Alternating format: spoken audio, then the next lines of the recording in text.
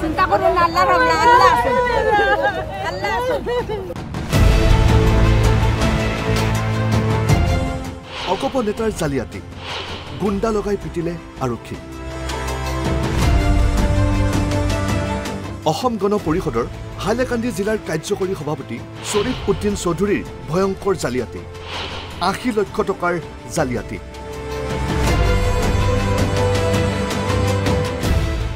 ৮০ লক্ষ টকা আত্মসাতৰ ঘটনাৰে জড়িত শ্বৰীফ উদ্দিন চৌধুৰীক গ্ৰেপ্তাৰৰ বাবে অসমলৈ আহে পশ্চিমবংগৰ এটা আৰক্ষীৰ দল।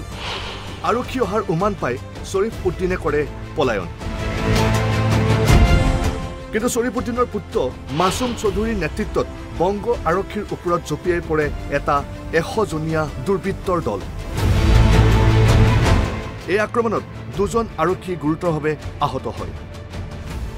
সম্পূর্ণ ঘটনা বলতে আমার যে মক্কেল, সেই মক্কেল হচ্ছে গিয়ে এইখানের একজন অধিবাসী, তার সাথে মোটামুটি একটা ব্যবসা সূত্রে তাকে কিছু পয়সা করে দেয় এবং তার কিছু মাল সেখানে দেওয়ার ব্যাপার ছিল, ঠিক আছে। সেই মাল সে দেয়ই না, উল্টে বলে যে হচ্ছে গিয়ে দেবো না, যা করার আছে করে নেয়। এই প্রসঙ্গে তার পরবর্তীকালে আমরা একটা এফআইআর দায়ের করি এবং এর মাঝখানে যেটা হয়েছিল সেটা হচ্ছে যে ও কলকাতাতে ওই লোককে মারধর করে এবং হচ্ছে গিয়ে এমন গুরুতরভাবে জখম করে যে তার একটা অ্যাটেম্পট টু মার্ডারের কেস হয়। তো সেই ক্ষেত্রে তার পরবর্তীকালে তাকে আমরা ওখানে কেস করি। কেস করার পরবর্তীকালে সেই কেসের যে প্রোগ্রেস সেরকমভাবে প্রোগ্রেস হয়।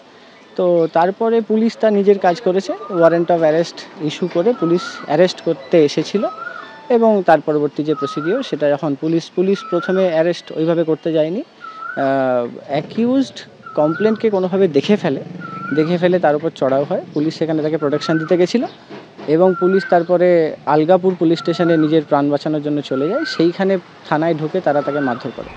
মাছুম চৌধুৰীক গ্ৰেপ্তাৰ। অলকাপুৰ আৰক্ষীৰ সন্মুখতে সংঘটিত এই ঘটনাৰ পাছতেই আৰক্ষীয়ে গ্ৰেপ্তাৰ কৰে আৰক্ষীক আক্ৰমণৰ মূল কাল্পিত মাছুম চৌধুৰীক। Bureau' report NB news.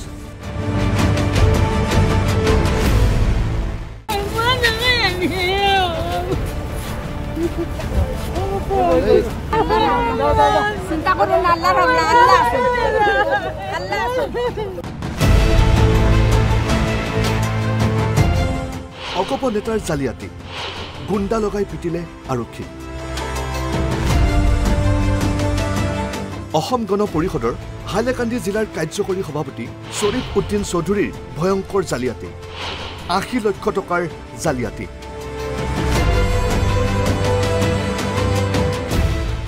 ৮০ লক্ষ টকা আত্মসাতৰ ঘটনাৰে জড়িত শ্বৰীফ উদ্দিন চৌধুৰীক গ্ৰেপ্তাৰৰ বাবে অসমলৈ আহে পশ্চিমবংগৰ এটা আৰক্ষীৰ দল।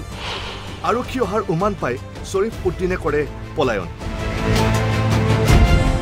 কিন্তু শ্বৰীফ উদ্দিনৰ পুত্ৰ মাছুম চৌধুৰীৰ নেতৃত্বত বংগ আৰক্ষীৰ ওপৰত জঁপিয়াই পৰে এটা ১০০জনীয়া দুৰ্বৃত্তৰ দল। এই আক্ৰমণত ২জন আৰক্ষী গুৰুতৰভাৱে আহত হয়। সম্পূর্ণ ঘটনা বলতে আমার যে মক্কেল, সেই মক্কেল হচ্ছে গিয়ে এইখানের একজন অধিবাসী, তার সাথে মোটামুটি একটা ব্যবসা সূত্রে তাকে কিছু পয়সা করে দেয় এবং তার কিছু মাল সেখানে দেওয়ার ব্যাপার ছিল, ঠিক আছে। সেই মাল সে দেয়ই না, উল্টে বলে যে হচ্ছে গিয়ে দেবো না, যা করার আছে করে নেয়। এই প্রসঙ্গে তার পরবর্তীকালে আমরা একটা এফআইআর দায়ের করি এবং এর মাঝখানে যেটা হয়েছিল সেটা হচ্ছে যে ও কলকাতাতে ওই লোককে মারধর করে এবং হচ্ছে গিয়ে এমন গুরুতরভাবে জখম করে যে তার একটা অ্যাটেম্পট টু মার্ডারের কেস হয়। তো সেই ক্ষেত্রে তার পরবর্তীকালে তাকে আমরা ওখানে কেস করি। কেস করার পরবর্তীকালে সেই কেসের যে প্রোগ্রেস সেরকমভাবে প্রোগ্রেস হয়। তো তারপরে পুলিশ তার নিজের কাজ করেছে, ওয়ারেন্ট অফ অ্যারেস্ট ইস্যু করে পুলিশ অ্যারেস্ট করতে এসেছিল এবং তার পরবর্তী যে প্রসিডিওর সেটা যখন পুলিশ প্রথমে অ্যারেস্ট ওইভাবে করতে যায়নি, অ্যাকিউজড কমপ্লেন্টকে কোনোভাবে দেখে ফেলে তার উপর চড়াও হয়। পুলিশ সেখানে তাকে প্রোটেকশন দিতে গেছিলো এবং পুলিশ তারপরে আলগাপুর পুলিশ স্টেশনে নিজের প্রাণ বাঁচানোর জন্য চলে যায়। সেইখানে থানায় ঢুকে তারা তাকে মারধর করে। মাছুম চৌধুৰীক গ্ৰেপ্তাৰ। অলকাপুৰ আৰক্ষীৰ সন্মুখতে সংঘটিত এই ঘটনাৰ পাছতেই আৰক্ষীয়ে গ্ৰেপ্তাৰ কৰে আৰক্ষীক আক্ৰমণৰ মূল কাল্পিত মাছুম চৌধুৰীক। Bureau' report NB news.